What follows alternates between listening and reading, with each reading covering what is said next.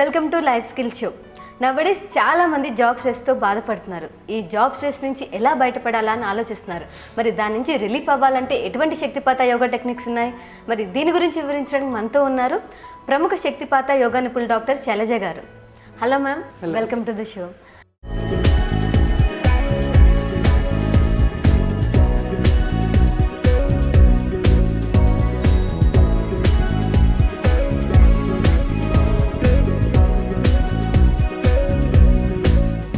మనం ప్రీవియస్ ఎపిసోడ్లో స్ట్రెస్ నుంచి బయటపడడానికి ఎలాంటి టెక్నిక్స్ చేయాలి, ఎలాంటి శక్తిపాత యోగా టెక్నిక్స్ చేస్తే బయటపడతారు మనం చాలా తెలుసుకున్నాం కదా. మరి ఈరోజు ఎపిసోడ్లో జాబ్ స్ట్రెస్ గురించి మాట్లాడుకుందాం. దాని నుంచి బయటపడాలంటే ఏం చేయాలి? అయితే మనం ఇంతకుముందు చాలాసార్లు చెప్పుకున్నాము, స్ట్రెస్ అనేది ఏంటంటే అది మనిషికి ఇన్నర్గా ఒక ఎనీ చేంజ్ కానీ లైఫ్లో ఏదన్నా ఒక ప్రాబ్లం కానీ వస్తుందేమో అని ఒక భయంతో వచ్చే స్ట్రెస్ ఒకటి ఉంటుంది. తర్వాత మనకు కొన్ని బిలీఫ్ సిస్టమ్స్, కొన్ని నమ్మకాలు, అంటే ఒక ఇంటర్నల్ స్ట్రెస్, ఎక్స్టర్నల్ స్ట్రెస్సెస్ అని రెండు రకాలు ఉంటాయి. అదేంటి, ఇప్పుడు జాబ్లో ఇప్పుడు మనం ఒక విధంగా మన జీవితాన్ని గడుపుతూ ఉంటాము. జాబ్లోకి వెళ్ళేటప్పటికి మనకు కొన్ని ఎక్స్పెక్టేషన్స్ ఉంటాయి. ఏదో నేను చేస్తున్న దాన్ని వాళ్ళు గుర్తించాలనో గుర్తించక్కర్లేదనో, మనుషులతోటి ఎలా మెలగాలో మనకు అలవాటు లేనప్పుడు ఏమవుతుందంటే మనము ఒక క్లోజ్డ్ లైఫ్లో గడుపుతున్నాం. ఏదో ఒక ఇద్దరు పేరెంట్స్, మనము ఏదో మన చదువుకి వెళ్తాము వస్తాము, అదంతా ఒక క్లోజ్డ్ దీంట్లోకి వెళ్ళి ఒక్కసారిగా జాబ్లోకి వెళ్ళేటప్పటికి నీకు అసలు మనుషులతో ఎలా మెలగాలి, మనుషులు ఎలా ఉంటారు అనేది తెలియకపోవడం ఒకటి. దానివల్ల ఏ చిన్నది వచ్చినా సరే అది ఎక్కువ స్ట్రెస్గా మనం ఫీల్ అవుతాం. ఈ స్ట్రెస్ అనేది ఏంటి, మనకి ఇంటర్నల్గా మనలో జనరేట్ అయింది. It's not outer stress. అంటే ఇప్పుడు చూడండి, మనం టైంకి వెళ్ళాలి అనే ఒకటి ఉందనుకోండి, ఆ టైంకి వెళ్ళాలి అని వెళ్ళకపోతే అక్కడ ఎవరన్నా వాళ్ళు ఏమన్నా అంటారేమో అని ఒక స్ట్రెస్ను మనం క్రియేట్ చేసుకుని మనము ఆ వెళ్ళే దాంట్లో ఎక్కువ స్ట్రెస్ అవుతూ వెళ్తాం. వెళ్ళగానే అసలు వాళ్ళు ఏం అనకుండా కూడా కొంచెం ఊరికనే కొంచెం వెటకారంగా ఒక జస్ట్ పెదవెళ్ళి కొంచెం చిట్లు ఇచ్చినా చూసారా, కావాలని అలా నవ్వారు అంటే మనం కూడా చాలా క్రియేట్ చేసుకుంటూ ఉంటాం. జాబ్లో స్ట్రెస్ లేదని కాదు, జాబ్లో చాలా స్ట్రెస్ ఉంటుంది. కానీ ఏంటంటే నిన్ను నువ్వు ఎలాగ కంట్రోల్ చేసుకోవాలి అనేది ఏంటంటే, నీ యొక్క ఎనర్జీ నీకు ప్రాపర్గా లేనప్పుడు నువ్వు చిన్నదాన్ని కూడా తట్టుకోలేవు. ఇక్కడ మనం ఏంటి, ఎనర్జీని ఇంప్రూవ్ చేసుకోవడము. జాబ్లో వచ్చున్న స్ట్రెస్ అనేది ఎక్కడ వస్తుంది, ఎనీ ఇమోషనల్ ఇది మనకు సోలార్ ప్లెక్సస్ దగ్గర అది కాన్సన్ట్రేట్ అవుతుంది.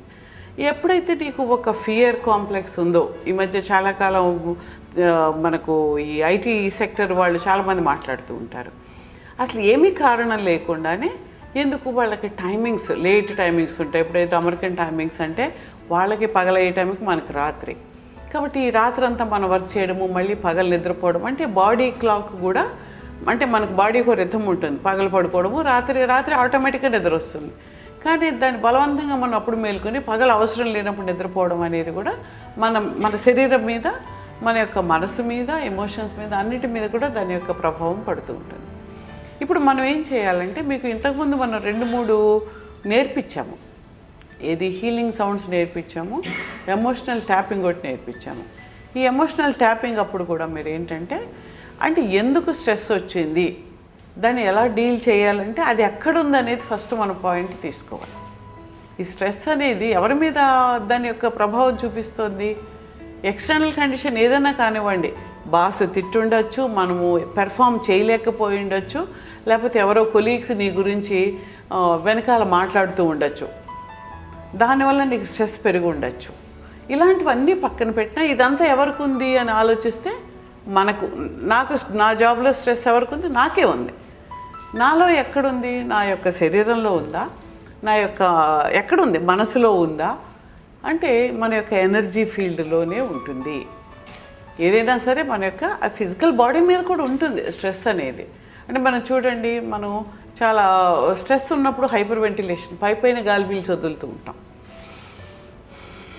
చక్కగా పూర్తిగా గాలి పీల్చుకొని వదలడం అనేది ఉండదు, ఒకలాంటి స్ట్రెస్లో ఉంటామన్నమాట. అవి ఉన్నప్పుడు మనకు సరైన పోషకమైన ఆక్సిజన్, ఎనర్జీ ఏమీ లోపలికి వెళ్ళదు. లేనప్పుడు ఇంకొంచెం ఎక్కువ స్ట్రెస్ ఫీల్ అవుతాము. కాబట్టి ఇదంతా ఎక్కడుంది అంటే, ఇప్పుడు నేను గాలి పీల్చుకుంటే మా బాస్ మారుతాడా, ఇలాంటి ప్రశ్నలు వేస్తారు. ఇప్పుడు మా బాస్ వలన కదా నాకు సమస్య, నేను గాలి పీల్చి వదిలితేనో, నేను నాకేదో ఒక టెక్నిక్లో మెడిటేషన్ చేస్తేనో మా బాస్ ఎందుకు మారుతాడు, మా బాస్ మారినప్పుడు నాకు స్ట్రెస్ ఉంటుంది కదా అని మనం ఇలాంటి వాదాల్లోకి వెళ్తాం.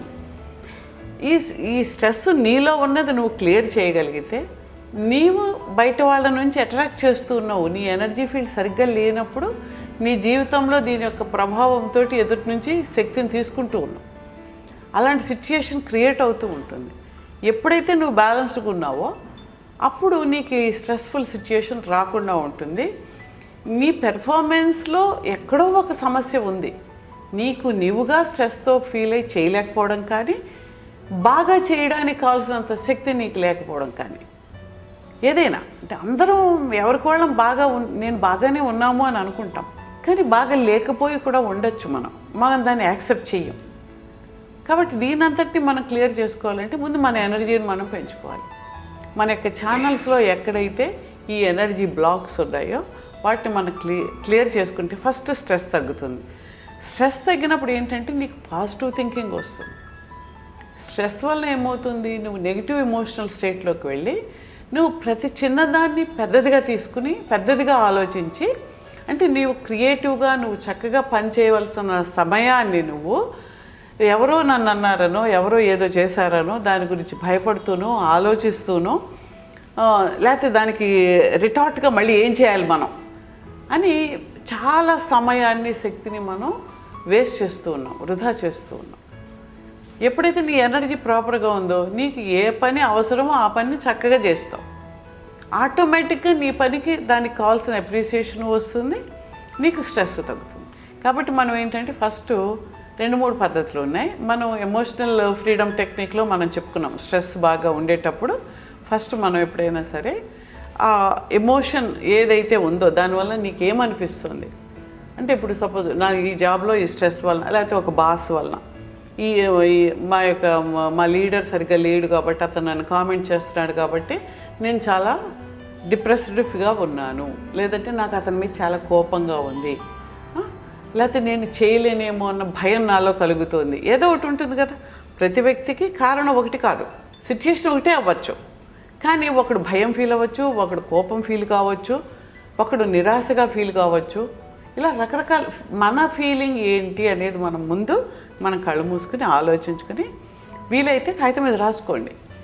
నేను ఇవాళ ఈ పని కోసం, లేకపోతే నేను జాబ్లో దీనివల్ల స్ట్రెస్ ఫీల్ అవుతున్నాను, లేదంటే దీనివల్ల నాకు చాలా కోపంగా ఉంది, లోపల నేనేం చేయలేకపోతున్నానే అని కోపంగా ఉంది, లేకపోతే ఈ జాబ్ నాకు దిక్కులేక ఈ జాబ్ చేస్తాను, ఇంకో జాబ్ వస్తే దానికి మారిపోదునేమో, దానివల్ల ఏంటి ఒక డిప్రెషన్ ఉంది అంటే నీ లోపల ఏ ఫీలింగ్ కలిగిందో దాన్ని నువ్వు రాసుకుంటావు. అంటే ఈ జాబ్లో ఈ స్ట్రెస్ వలన, లేకపోతే ఈ సిచ్యుయేషన్ వలన ఈ వ్యక్తి మీద నాకు కోపంగా ఉంది, లేకపోతే నాకు డిప్రెస్డ్గా ఉంది, ఈవెన్ దో ఐ హ్యావ్, నేను దీనివల్ల నేను కోపంగా కానీ అవమానకరంగా ఫీల్ అవుతూ కానీ బాధగా కానీ ఏదైతే అది రాసుకుని మనసులో అనుకుంటానో మనం చెప్పుకున్నాము, సోర్ స్పాట్ అని ఇక్కడ చెప్పుకున్నాము. ఒకవేళ ఇది కాకపోతే ఈ పాయింట్లో మనం ఫస్ట్ ఈ 2 వేళ్లతోటి ట్యాప్ చేసుకుంటూ మనము ఈవెన్ దో నేను కోపంగా ఉన్నా సరే నన్ను నేను పూర్తిగా యాక్సెప్ట్ చేస్తున్నాను, నన్ను నేను ఒప్పుకుంటూ I love myself and I forgive myself అని మనం 3 సార్లు అనుకుంటూ ట్యాప్ చేస్తాము. అంటే మినిమం 7 times అన్నా ట్యాపింగ్ కావాలన్నమాట. ఇప్పుడు సపోజ్ జాబ్లో ఒక స్ట్రెస్ ఉంది, ఒక సిచ్యుయేషన్ తీసుకుందాం, బాస్తో చాలా చిరాగ్గా ఉంది, ఇవాళ మా బాస్ మీద చాలా కోపంగా ఉన్నా సరే, ఈ జాబ్ మీద చాలా చిరాగ్గా ఉన్నా సరే I accept my self, I love my self, I forgive myself అని మనం అనుకుంటున్నాం. అంటే ఇది అనుకోవడం వల్ల ఏమవుతుంది, ఎన్ని పక్కన పెట్టండి, కానీ ముందు నీవు బయటకు వచ్చి నీ యొక్క ఎనర్జీ నీకు ఇంప్రూవ్ అవుతున్న కొలది నీ సిచ్యుయేషన్లో చేంజ్ వచ్చేస్తుంది. అనుకుంటూ మనం 3 times అనుకుంటాము, I love my self, I accept my self, forgive my self అనుకుంటాము. ఈ జాబ్ వల్ల నాకు డిప్రెస్డ్గా ఉన్నా, కోపంగా ఉన్నా, ఏం చేయలేకపోతున్నాను అని బాధగా ఉన్నా కూడా నన్ను నేను ఒప్పుకుంటున్నాను, యాక్సెప్ట్ చేస్తున్నాను, ప్రేమిస్తాను అని అనుకున్న తర్వాత మనం ఏం చేస్తాము, ఇక్కడ ఈ పాయింట్లో ట్యాప్ చేస్తాము కార్నర్. అప్పుడేమంటాము, అది ఆ ఫీలింగ్ ఆఫ్ యాంగర్ ఉంది, యాంగర్ ఉందా, కోపం ఉందా, లేకపోతే అవమానం ఉందా, బాధ ఉంది, ఏదైనా కానివ్వండి. లేకపోతే ఈ ఫీలింగ్ అనుకోవచ్చు, దిస్ ఫీలింగ్ అనుకోవచ్చు, లేకపోతే ఈ కోపం అనుకోవచ్చు. అనుకుంటూ ఇక్కడ తర్వాత ఈ కార్నర్, ఈ బోన్ ఉంది కదా, ఈ బోన్ దగ్గర 7 టైమ్స్ ఈ 2 వేళ్ళ టిప్స్ తోటి మనం ఇలా కాకుండా ఇలా ఈ టిప్స్ మనకు తగలాలన్నమాట. ఇవన్నీ ఏంటి, ఈ మెరిడియన్ జాయింట్స్లో ఉంటాయన్నమాట. మన బాడీలో ఎనర్జీ ఛానల్స్ ఫ్లో అవుతున్న ఈ ఛానల్స్లో అవి మనం ట్యాప్ చేస్తున్నప్పుడు ఈ బ్లాక్ క్లియర్ అయినప్పుడు నీలో ఎంతో లార్జ్ అమౌంట్ ఆఫ్ ఎనర్జీ బయటకు వస్తుంది. అది నువ్వు వర్క్ చేయడానికి, నీ యొక్క పాజిటివ్ యాటిట్యూడ్ పెరగడానికి, నీ శక్తి పెరగడానికి నీకు అది సహాయం చేస్తూ ఉంటుంది. దిస్ ఫీలింగ్ అనుకుంటాం. తర్వాత ఈ కన్నుగుడ్డు ఎదురుగా పెట్టుకుంటే ఈ కింద ఉంది కదా, ఇక్కడ ఈ దిస్ ఫీలింగ్ అనుకుని ఇది ఒక 7 టైమ్స్. తర్వాత ఇక్కడ మీరు స్ట్రెస్ అనుకోండి, నేను స్ట్రెస్గా ఫుల్గా ఫీల్ అవుతానంటే ఈ స్ట్రెస్ అని అనుకోవచ్చు. తర్వాత ఇక్కడ తర్వాత మనకి ఇక్కడ ఒక ఈ కాలర్ బోన్ ఒక ఇలా ఉంటుంది, దీనికి ఆనుకుని పక్కకు అన్నమాట. అనుకున్న తర్వాత ఈ చేతికి కింద 4 ఇంచెస్ కింద కూడా మనము చేస్తాం. ఇది ఎక్కడైనా మీరు చేసుకోవచ్చు. ఒకవేళ కొన్ని పార్ట్స్ మనకి ఇబ్బందిగా ఉంటే కొన్ని పార్ట్స్ని మీరు వదిలేసి కూడా చేసుకోవచ్చు. మనం ఈ చేతిని ఇలా పెట్టుకుని ఈ గోరు ఇది కలిసే చోట కూడా మనము ఈ ఫీలింగ్ అని మనం చేస్తాము.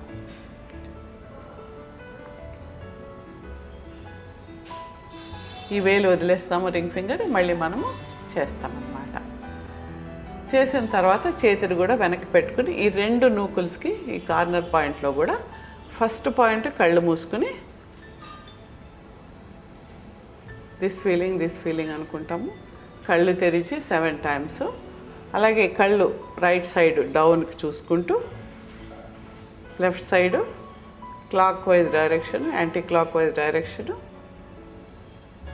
తర్వాత you can hum a song. తర్వాత 1 2 3 4 5 అగైన్ హమ్ ఏ సాంగ్. ఈ విధంగా 2-3 సార్లు మీరు చేసి గాలి పీల్చుకుని నోటితో వదలాలి. చేసి నువ్వు మళ్ళీ కళ్ళు మూసుకుని ఆలోచిస్తే నీలో స్ట్రెస్ తగ్గడం గమనించుంటాం. మొన్న ఈ ప్రోగ్రాము మనం EFT గురించి చెప్పాక కొంతమంది ఫోన్ చేశారు, మీ ఛానల్కి అడిగి నెంబర్ తీసుకుని ఫోన్ చేసి మాకు ఎప్పటి నుంచో ఉన్న బాధలన్నీ ఒక్కసారిగా పోయినట్టు అనిపిస్తుంది ఏంటండి అని. అంటే ఆ ఎఫెక్ట్ ఎంత ఉంటుంది అంటే ఎలా ఉంటుంది చూడండి. ఇప్పుడు మనకు చిన్న ముళ్ళు ఎక్కడో కాలో మూలగుచ్చుకుంది అనుకోండి, ఇంత శరీరానికి ఆ ముళ్ళు అంతా ఇంతదే కదా, కానీ అది ఉన్నంతసేపు మనకి ఎంత బాధగా ఉంటుంది. చిన్నదే కదా, ఏమైందిలే అని వదలడానికి లేదు, బాధగా ఉంటుంది. కానీ ఆ చిన్నది తీయగానే మనకి ఎంత రిలీఫ్ వస్తుంది. ఇది కూడా ఎనర్జీ లెవెల్లో ఈ బ్లాక్స్ అనేవి మనల్ని అలా బాధ పెడుతూ ఉంటాయి. ఎప్పుడైతే ఆ బ్లాక్ని తీసేసామో మనకు వెంటనే రిలీఫ్ తెలుస్తుంది.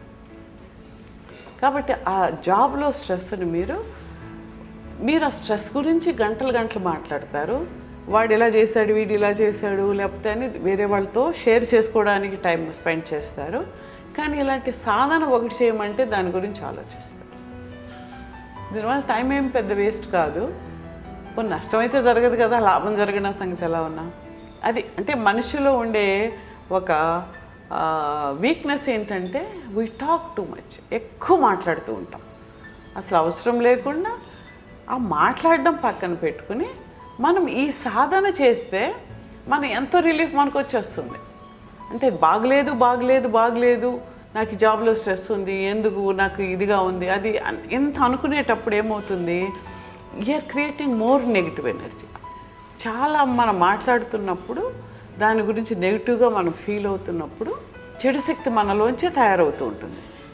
అప్పుడు ఇదంతా ఎక్కడుంటుంది, మన ఎనర్జీ ఫీల్డ్లోనే ఉంటుంది. ఈ ఎనర్జీ ఫీల్డ్లో ఉంటే అది మన మీదే పనిచేస్తూ ఉంటుంది. మనకి ఇంకా స్ట్రెస్ని ఇస్తుంది, ఇంకో డిసీజ్ని ఇస్తుంది. డిసీజ్ అంటేనే ఈజీగా లేకపోవడమే. ఈజీగా ఎక్కడైతే లేవో, మానసికంగా ఈజీగా లేకపోతే డిసీజే, ఫిజికల్గా శారీరకంగా ఈజీగా లేకపోతే డిసీజే, ఎమోషనల్గా ఈజీగా లేకపోతే డిసీజ్. అంటే మనము మనతో సమన్వయంతో సంతోషంతో ఎప్పుడైతే లేమో, కారణం ఏదైనా కానివ్వండి, మన కారణాన్ని పట్టుకుని వెతుకుతూ ఉన్నామో కారణం పోగా ఎక్కడుంది, మనలో ఉంది ఈజ్ లేకపోవడం. కాబట్టి ఈ ఈజ్ని క్రియేట్ చేసుకుంటున్న కొలది జీవితము దృక్పథము మారిపోతుంది. నీ జీవితంలో వచ్చే సిచ్యుయేషన్స్ మారుతాయి. అది ఎవరికి వాళ్ళే ఎక్స్పీరియన్స్ చేసి చూసుకోవాల్సిన విషయం ఇది. అలాగే మనం ఇప్పుడు దీని గురించి మాట స్ట్రెస్ గురించి మనకు ఒక వ్యూవర్ అడిగా అని చెప్పాను కదా, అందులో ఒక అమ్మాయి ఏంటంటే తను న్యూగా జాబ్లో జాయిన్ అయింది. వాళ్ళ ఫాదర్ వచ్చేసి గవర్నమెంట్ ఎంప్లాయ్, వాళ్ళ మదర్ వచ్చేసి లెక్చరర్. బట్ ఈ అమ్మాయి ఎప్పుడైనా స్ట్రెస్గా ఫీల్ అయినప్పుడు వాళ్ళ ఇంట్లో వాళ్ళతో షేర్ చేసుకోవడానికి ఇద్దరు ఎడ్యుకేటెడ్ పేరెంట్సే. బట్ వాళ్ళతో చెప్పినప్పుడల్లా మాకు స్ట్రెస్ ఉంది, బట్ మేము దాన్ని అడ్జస్ట్ అవుతూ వర్క్ చేసుకుంటున్నాం కదా. కానీ అమ్మాయికి తెలియట్లేదు, వాళ్ళంటే ఒక స్టేజ్కి వచ్చేది తెలుస్తుంది. అమ్మాయి షేర్ చేసుకునే టైం వాళ్ళు ఇవ్వలేదు, షేర్ చేసుకున్నా కూడా వాళ్ళు ఇలా సజెస్ట్ చేశారు అనేసి అమ్మాయి ఇంకా డిప్రెషన్లోకి వెళ్ళిపోయింది అనమాట. అంటే తను మమ్మల్ని అడిగింది ఏంటంటే, మా ఎడ్యుకేటెడ్ పేరెంట్స్ కూడా నాకేం చెప్పలేకపోతే నేను ఇంకెవరితో చేయాలి, ఇలా డిప్రెషన్లోకి వెళ్ళిపోయి ఇంకా ఫర్దర్గా నా లైఫ్ ఏమవుతుంది అనేసి అమ్మాయి. అంటే చాలామందికి ఈ ప్రాబ్లం ఉంది. ఎడ్యుకేటెడ్ మీన్స్ అంటే వాళ్ళు ఎంఏ చేశారా, ఎంఎస్సీ చేశారా, ఎంటెక్ చేశారా, వాళ్ళు పెద్ద ప్రొఫెసరా అనేది, వాళ్ళు పెద్ద డాక్టరా అనేది కూడా ఏమి సంబంధం లేదు. ఈ విషయాల్ని మనం ఎలా బాగు చేసుకుంటామనే దానికి మన వ్యవస్థలో, విద్యా వ్యవస్థలో దీని గురించి అసలు చెప్పేవాళ్ళు లేరు. వ్యవస్థ అనేది ఏముంది, ఒక సబ్జెక్టు దాంట్లో చదవడం, మార్కులు తెచ్చుకోవడం. అయితే ఒక ఉద్యోగానికి వెళ్తే ఉద్యోగంలో ఎంత సంపాదిస్తున్నావు, పోనీ ఆ సంపాదన ఏటో ఒక సంపాదన, కుడి చేతి సంపాదన, ఎడమ చేతి సంపాదన, ఏదో ఒక సంపాదన నీకు ఎంత వస్తుంది, కానీ అది నీకు ఎంత సంతోషాన్ని ఇస్తుంది, దాన్ని నీవు ఎలా డీల్ చేయగలుగుతున్నావు అని. పేరెంట్కి స్ట్రెస్ అంటే you have to live with stress అనేదే మన సమాజం చెప్తుంది. మన సమాజం ఏం చెప్తుంది, కష్టాలు ఉన్నాయా భరిస్తూ చేయాలి. నువ్వు కష్టాలను భరించక్కర్లేదు, అసలు ఆ కష్టాన్ని కష్టం అనేది నువ్వు ఎలా తీసుకుంటున్నావు అంటే, ఇప్పుడు మనం ఎప్పుడు చెప్పుకుంటూ ఉంటాం కదా, ఒక గ్లాసు నిండా వాటర్ ఉంటే, గ్లాసులో సగానికి వాటర్ ఉంటే పాజిటివ్గా ఉండేవాడు అబ్బా సగం నీళ్ళు ఉన్నాయి, గ్లాస్ సగం నిండింది ఇంకో సగం నిండాలి అని పాజిటివ్గా ఆలోచిస్తే, నెగిటివ్గా ఉండేవాడు సగం ఖాళీగానే ఉందంటాడు. అంటే వాడి దృక్పథమే, ఉన్నది నీళ్ళు అంతే ఉన్నాయి, ఎన్ని నీళ్లు ఉండాలో అన్నీ నీళ్ళు ఉన్నాయి అక్కడ. నువ్వు ఎలా చూస్తున్నావు అనేదే కదా తేడా అక్కడ. అలాగే జీవితాన్ని కానీ జాబుని కానీ ఏదైనా చూడడం అనేది మన వ్యవస్థ మనకు నేర్పించకపోవడం వల్ల వాళ్ళు ఎడ్యుకేటెడ్ పేరెంట్ అయినా నీకేం చెప్పలేరు.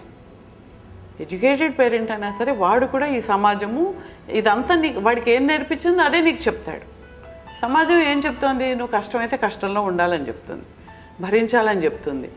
అంటే ఇప్పుడు మనం చూస్తాం పిల్లల మీద ఎంత స్ట్రెస్ పెట్టి ఆఖరికి వాళ్ళు పిచ్చివాళ్ళు అయిపోయినా, వాళ్ళు ఆత్మహత్య చేసుకున్నా అయ్యో మార్కులు రాకుండా చచ్చిపోయాడనే, కానీ అదే దీంట్లో నా తప్పేముంది, సమాజం యొక్క ఎఫెక్ట్ నేను ఎలా తీసుకున్నానని ఏ పేరెంట్ కూడా ఆలోచించడం లేదు.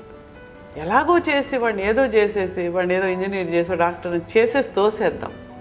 ఆ తోసాక వాడు ఏమవుతున్నాడు, వాడి జీవితంలో వాడు సుఖంగా ఉండగలుగుతున్నాడా, మరి వాడు నీతో సుఖంగా ఉండగలుగుతున్నాడా, లేదు కదా.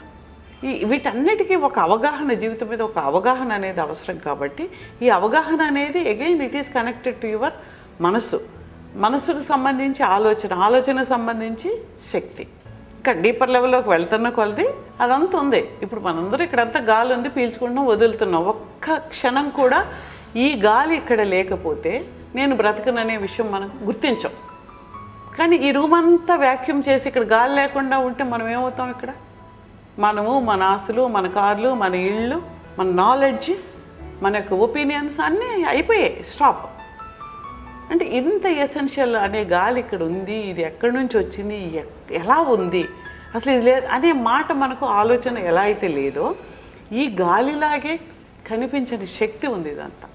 ఈ శక్తి మనల్ని నడిపిస్తూ ఉంది. దాని గురించి మనం ఆలోచించకుండా మనం ఎంతసేపు సైన్స్ గురించి, అమెజాన్ నది ఎంత పొడుగ్గా ఉందో, లేకపోతే ఎక్కడ అగ్నిపర్వతం ఎప్పుడు పేలిందో, ఈ అనవసరమైన ఇన్ఫర్మేషన్లు, దాని గురించి తెలివిగా మాట్లాడడము, నాకు చాలా తెలివి ఉందని మనం అనుకోవడం అనేది, అంటే మన గురించి మనకు తెలుసుకోకుండా ప్రపంచం అంతటి గురించి తెలుసుకోవడం వల్ల వచ్చేదేమీ లేదు. అంటే నార్మల్గా ఈ జాబ్ స్ట్రెస్ అనే కాకుండా ఎవరైనా, అంటే పేరెంట్స్ కూడా పిల్లలకి మనం ఎలా మెల్లగాలి, ఎలా ఉండాలనేది ఎవరు నేర్పించట్లేదు. జాబ్లోకి నేర్పించడం లేదంటే వాళ్ళకి రాదు, వాళ్ళకు రాదు.